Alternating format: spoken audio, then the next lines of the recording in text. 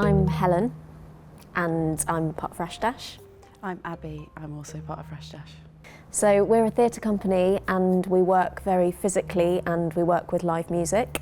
We're always telling stories about things that are really important to us and that have a feminist angle. As we left university, we started developing our own techniques of how we would devise movement together, because we knew that we wanted to create those full-on physical scenes, but when you see a scene that's really developed in a show, it's really hard to know how the building blocks might have come together in order to make that scene happen, because it looks so fully finished and everyone's throwing themselves around and at each other. It's hugely exciting, but it's also quite a scary thing to approach making. So this exercise is the way that we develop a small movement sequence between two people. What it involves is you go under and over each other's bodies, and it's really as simple as that. It's just a framework for building a piece of choreography.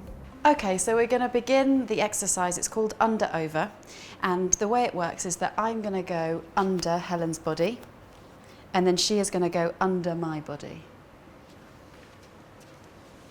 I'm then going to go over Helen's body, so I'm going to go over. And I'm going to go over Abbi's body. Okay, then I'm going to go under, and Helen's going to go under. So you're just going to start by playing, and you're going to keep it in that order: under, then the other person goes under, then one person goes over, then the other person goes over, and you're just going to get used to working with each other that way.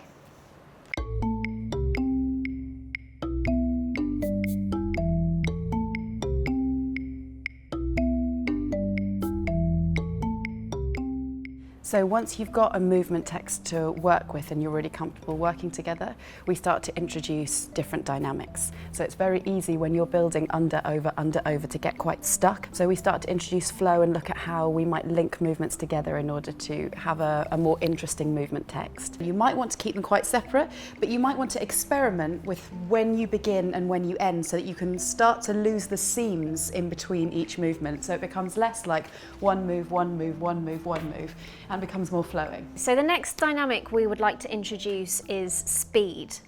So you have a real choice with every move you make about whether you're going to go quick or whether you're going to go slow, or whether it's somewhere in the middle of those things. But we'd like you to really play with changing up the speed of the dynamic of the movement. Don't come upright, stay like down. Yeah.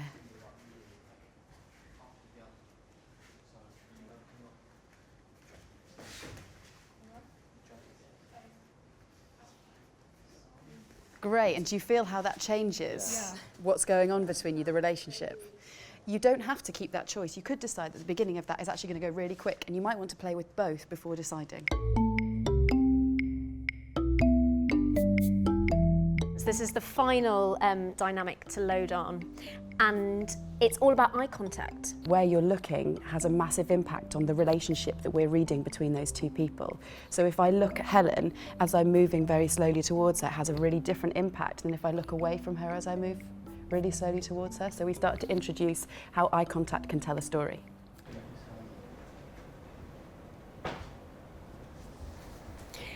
Can we try what it would be like if you didn't look at Grace as she comes down? If you make eye contact at the beginning and then just stare straight ahead, yeah. Just see how that changes it.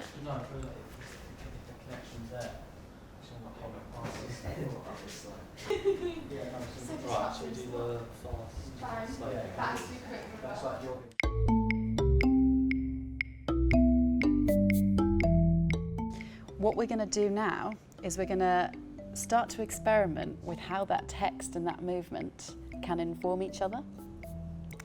So lots of theatre companies start with text, but we start with movement. So we've made ourselves the basic movement script, and now we're going to bring this to it. The verbal text and the movement text can be doing really, really different things. So when you put them together, it can create a meaning that neither one would have on their own.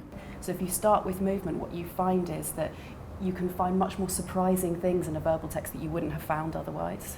you can really use any kind of verbal text that you want. So if you've got into new writing or you want to improvise as you're going, that's also really fine as well. Is everything okay with Me, you mean? Get me something to drink.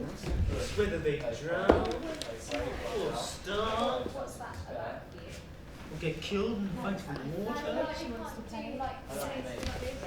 And she's drowning. What? Are you really not going to? The challenges with this exercise are that there are infinite possibilities, so it's quite a complex thing. Once you have the verbal text and you have the movement text, putting them together, you could do it in any number of ways, and it's hard to know when to stop experimenting and when you're finished. So that's something that I think is a benefit and a challenge, actually, because there are so many sub-meanings and so much subtext you can find in there that's really exciting, but knowing when to stop is the challenge. If I profane with my unworthiest hand this holy shrine, the gentle sin is this: my lips, two blushing pilgrims, ready stand to smooth that rough touch with their tender kiss. Good pilgrim, you do wrong your hand too much, which mannerly devotion shows in this. For saints have hands that pilgrims' hands do touch, and palm to palm is holy palmer's kiss. Have not saint lips and holy palms too? Aye, pilgrim, lips that they must use in prayer. Oh then, dear saint, let lips do what hands do. They pray, grant thou, lest faith turn to despair. Saints do not move.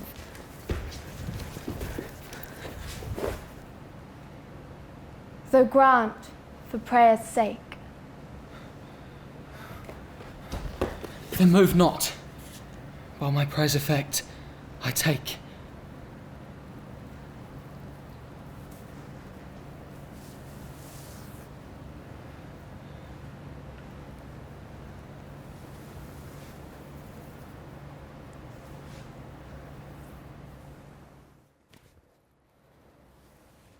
Great.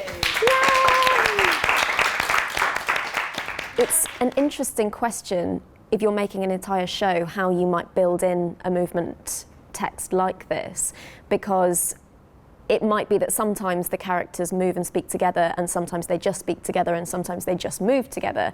So it's an interesting thing to kind of find the rules around what works for your particular production, but it can definitely be extended beyond just a short extract. How did that feel to put your movement text with your verbal text? Yeah, it was odd how we felt something so random could actually fit so well with something we haven't seen before.